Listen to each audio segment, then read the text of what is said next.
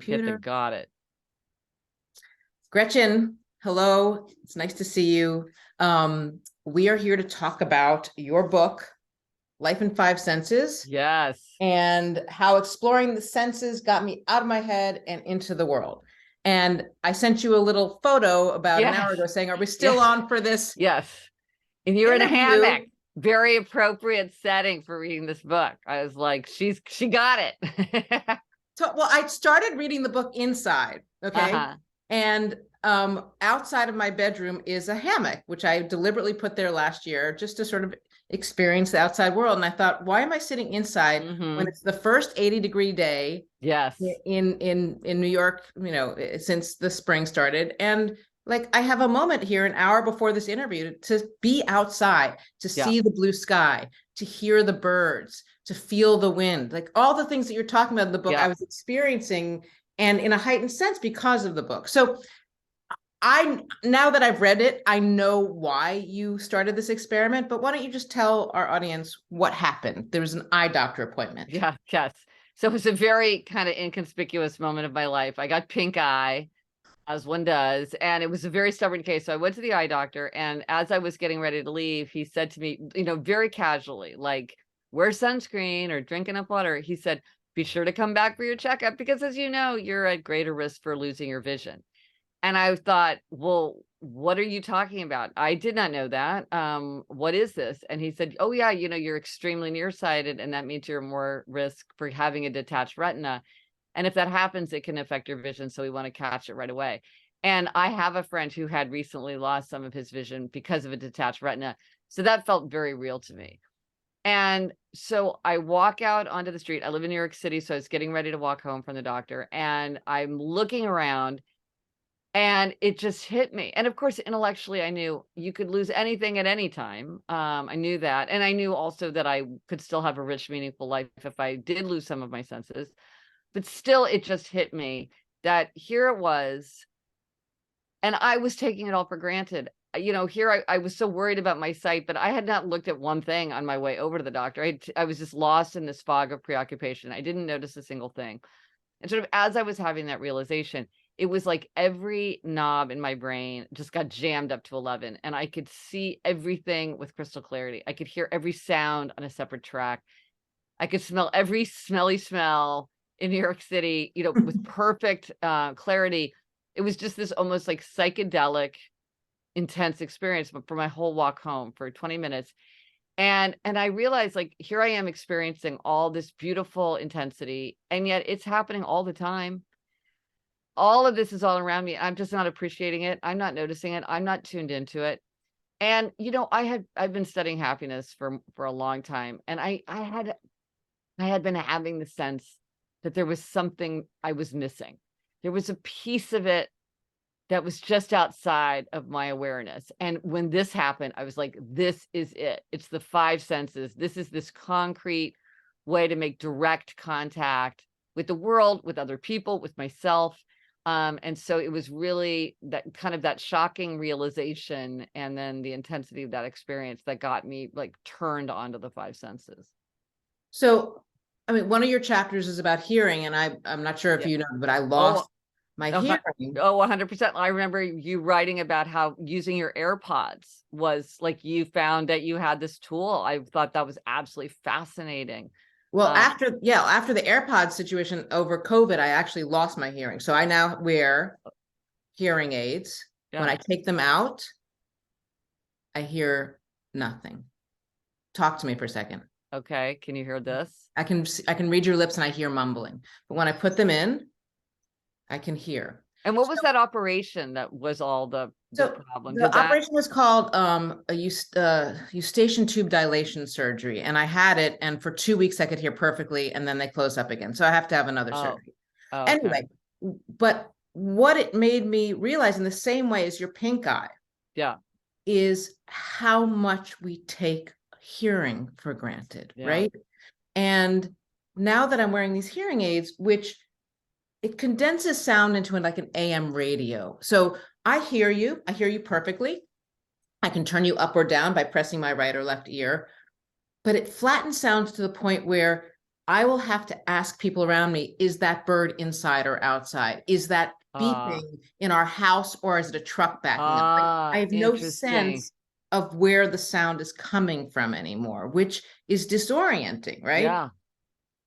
But you talk about your father in the book and how Right. he had to get hearing aids. And I think there's such a stigma in in society. Like, we wear glasses, no problem, but Right. hearing aids, Yeah. that means we're old.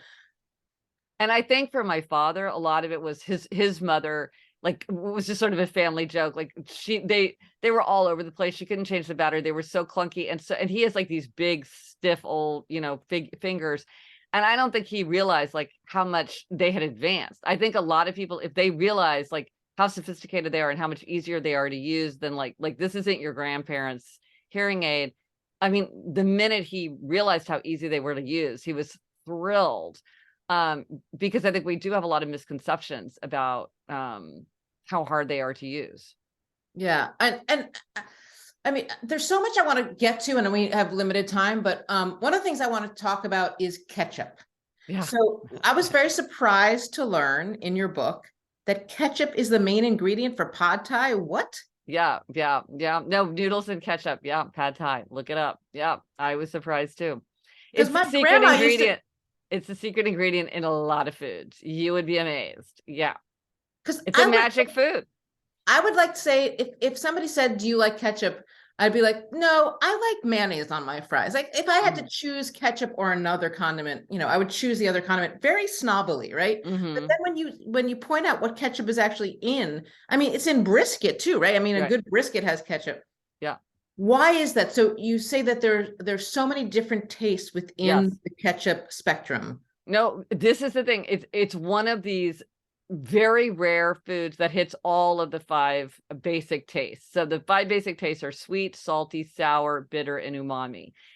It's hard even to get to four. Like, think of like the margarita. The margarita gets you to four, but it doesn't get you to umami. Right. But ketchup, Heinz ketchup, has all five. And I remember I did a taste test, taste party with some friends of mine, and I said, like, let's just really notice the flavor of Heinz ketchup, like really experience just a taste of it, and just stop and pause and notice it.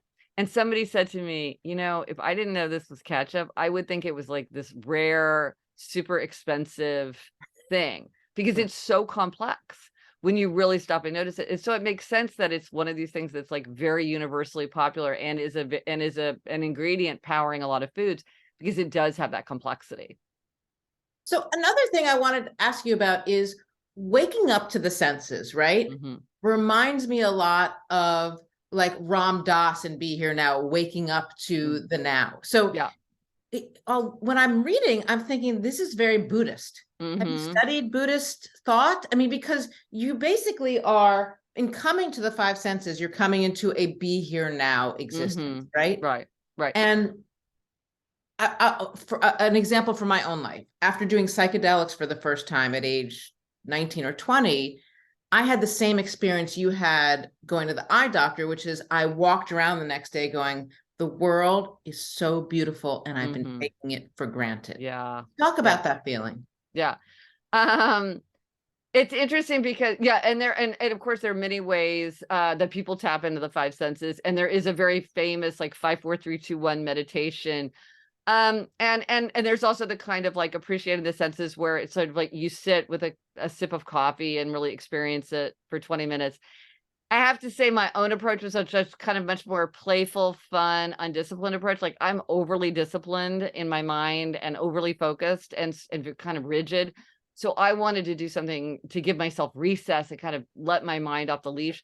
So I very much had a kind of like just loose, fun way of dealing with the five senses. Not to say that's the only way. So I think when people think of a more kind of Buddhist approach or a more meditative approach, it's much more with the aim to discipline the mind. And I wasn't trying to do that. But I think there's a lot of ways to tap into the beautiful intensity, and there is no one right way. I remember, because one of the exercises that I did, and I continue to do because I love it so much, is I go to the Met every day that it's open, Oh, yeah. that I'm in New York City. So I go every day. And somebody said to me, absolutely seriously, she's like, well, if you're really going to go to the Met, you really have to sit down and just like look at one object for a half an hour. And I'm like, I don't have to do that. And she's like, oh, you really do. And I'm like, I really don't, because that doesn't, at least at this point, that doesn't appeal to me. Maybe at another time, or I go enough times, I'll be like, oh, let me experiment and try and see what that, I'm sure it would be very interesting. But at least for now, I just like, I want to walk around. I want to just like check things out. And so there's a lot of ways to do things depending on sort of what your aim is. And, but so we can all, even if we are like, I want to appreciate the now, or I want to, connect with the present moment, there's a lot of ways to do that. And some will appeal to some people and some will appeal to others. Well, to that end, there's a part in the book where you talk about going to your mother-in-law's apartment to experience silence. So instead of going to like a silent retreat in a monastery, you just go to your mother-in-law's apartment. Oh no, I kicked everybody out to my in-laws. I stayed home. They went to the in-laws. Oh, okay. Sorry. Yeah. Oh, wait, so you sent everyone out to the in-laws and you stayed in your house by yourself. Yes. Yeah. And how long did you have? How many days of that? 3. And so 2 nights and 3 days. 3 days, were you hearing the sound of your own inner voice? What were you hearing?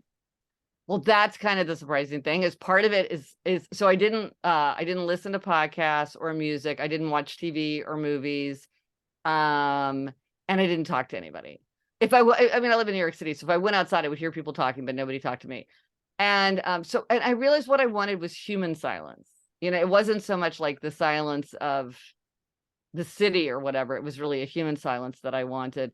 But you're exactly right. Like, what was surprising to me is how little I noticed the silence. Like, I liked it, but I would very quickly, just the noise in my head, the conversation, the internal conversation was loud enough that I wasn't even that aware of the silence a lot of the time. Like, I would go for a walk and I would sort of notice, oh, usually right now I would be listening to a podcast, so I'd sort of be aware of it. But then pretty soon the volume would come up in my inner dialogue and I wouldn't even notice that there was silence. Were you allowed to read a book during that time? Yes, I could read a book. Yeah. So what were the other rules? Did you make rules for yourself? Those were the main rules, was just like no talking and no listening to talking, or including singing. Yeah, but I could read. I mean, arguably you would do it without reading, but I just thought I one of the things I wanted to do with the silence was read. So, that's good. So that's what I did. But it's one thing that was interesting is like how much, again, I live in a New York City apartment, but how much noise the apartment made. That I noticed, like our elevators clank a lot. And I mean, I sort of knew that, or like how much noise a refrigerator makes. I became much more aware of those kinds of noises. So when I got hearing aids, I became aware of noises that I never even knew existed. I didn't know that a car, when you press the turn signal, that it goes click, click, click, click, click. Didn't know. Had never really heard it. So I was like, oh. Well, you think it was when you were a young adult, right? You think it was like being the war photographer that I lost partial hearing in like 1989 when a bomb blew up in my face. But I'd been living fine without that. And, but I guess what it took away was sort of the top subtle. end. The top end of sounds. And, but over COVID is when I lost most sound. But, there are also times when I take the hearing aids out and just really enjoy the experience of utter silence. At first, it scared me. When you talk about being afraid of losing your sight. Yeah. One of the things I've grown to appreciate is actually the silence. If that's going to be a part of my life, I go to sleep every night without these. Yeah. So when I'm with my boyfriend, like I don't really hear much, right? I just hear silence and I feel, his presence, but I don't hear anything. And there is kind of a joy to that. I also live in Red Hook, Brooklyn, which is like one of the quieter areas of New York City. It's right on the water, so probably that. Near the water, it's very peaceful. I mean, there's hardly any subways that come here. There are no subways that come here. There's one bus. So it's not like a lot of people live here because they don't want to be, 25 minutes away from a subway. So it's been a revelation too, just not only losing my hearing, but losing my hearing in a new place that is so silent as well. Do you feel that when your hearing aids are out, are you more attuned to vibrations? Do you feel like you're maybe more aware really of good that? Example of that is I went to a Bruce Springsteen concert the other night. I mean, I love Bruce Springsteen. I saw him for the first time when I was 13. I mean, Oh, that's so cool. yeah. So I went to Bruce Springsteen, and the noise was too loud in my ear, in my hearing aids. Plus, it sounds like an AM radio, and I wanted to experience the richness of the sound. So I took the hearing aids out. I put one in each pocket so they wouldn't buzz, because if they're too close together, they buzz. And I really just experienced the joy of the crowd, feeling of the booming, the booming drums. I could hear the music.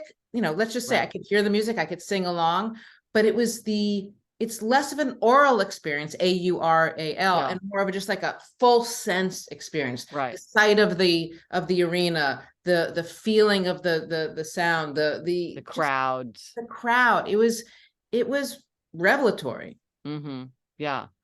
Oh, that's so interesting. Yeah.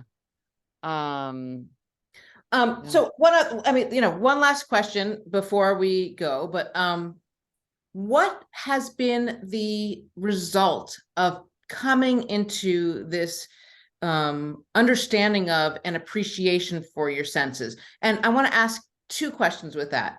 What has been the result of that just personally by yourself? And what has been the result of your family noticing you doing this work? Right.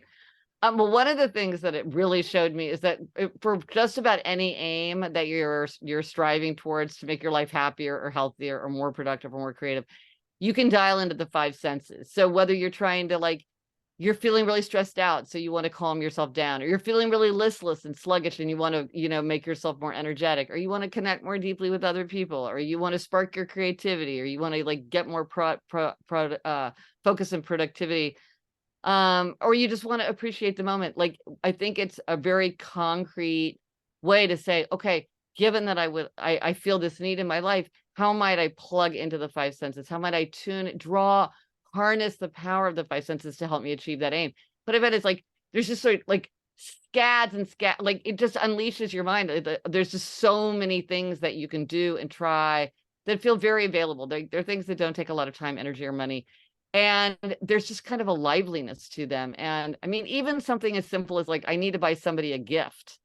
And I can't think of anything good. If you think, okay, well, let me think about the five senses. Is there something I would do for the five senses? It kind of unlocks your mind in a way.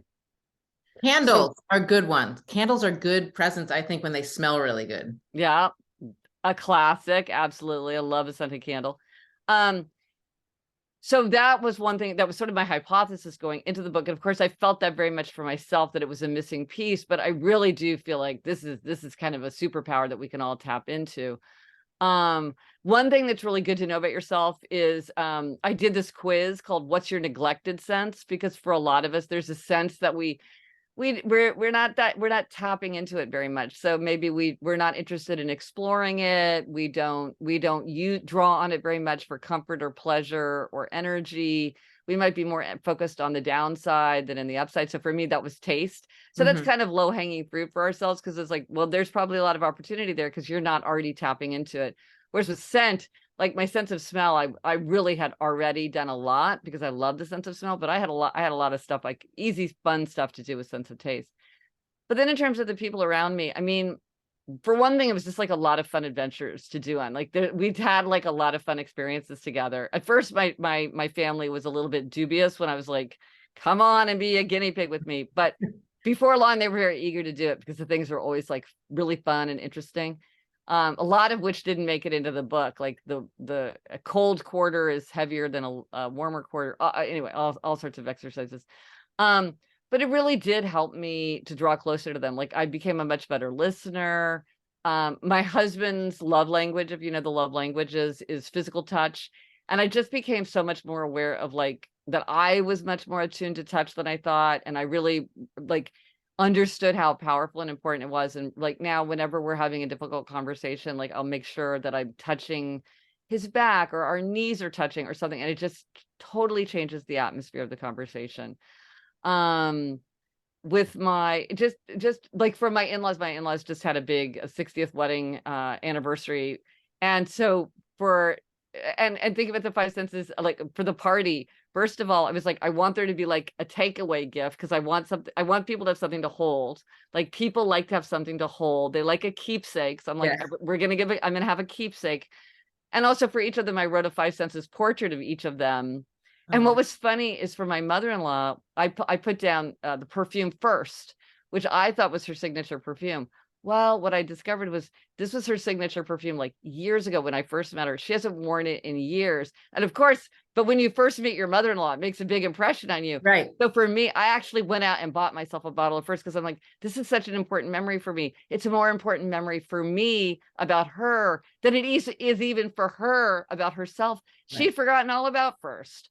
But I remembered. So it's all these, it's just like you connect with people in this like very deep way. It brings up memories, which make us closer to each other, gives us fun things to do. There's so much power in the five senses. Well, there's a wonderful moment at the end where you're at a restaurant and there's heavy curtains and you notice that this, like, I was at a restaurant last night and again, I had to take my hearing aids out because the noise of the music and just the acoustics in the place, I would rather just read lips at that point than have to deal with that. So it is one of the top complaints that people have about restaurants is noise, because all the new trends in restaurants really amplify that problem. Because it's a lot of like hard surfaces. There's no plush upholstery, and they like having it loud because people eat faster and they drink faster and eat faster, and they turn tables over faster. So there's a reason that it's like that. Yeah, I have two kids, both of whom are in the food service industry right now. One of them's a host, and the other one is a waiter. And so, yeah, the turnover of tables is very important in terms of tips, in terms of the restaurant itself, and all that stuff. Yeah. So if there's anything else before we end that you'd like to talk about that I haven't touched on yet, now I'm going to open the floor to something that I might have forgotten to ask you about. Oh, I have one important question. You mentioned in passing, or maybe I missed something, an experience with ayahuasca. No. So this was, okay. So I was like, okay, this is going to be amazing. This is going to be this five senses experience. It'll take me to a new level. I was sort of like, is this cheating? Because it's kind of like a shortcut. And I'm like, who cares? Like, it'll be great. Do it. It was a whole big adventure for sure. And I threw up 3 times, fell asleep, woke up totally normal. So as a five senses experience, it was a total bust. As like a life adventure and stepping outside my comfort zone and having like this wild adventure, it really was that. But in terms of like helping me to connect more deeply with my five senses, like the way you were describing that you did, you had this kind of moment of intensity, and you kind of feel like maybe you can get to a place that you wouldn't have otherwise been able to get to yourself. I was really excited about that, and that did not happen, which is why it isn't in the book. I wrote this whole long thing, and then my editor was like, "Yeah, but it kind of came to nothing." So I think we should just cut it out. So I'm like, okay. So yes, it was an adventure that for me, I am a person. I do throw up pretty easily. I think I just just threw up 3 times. Yeah.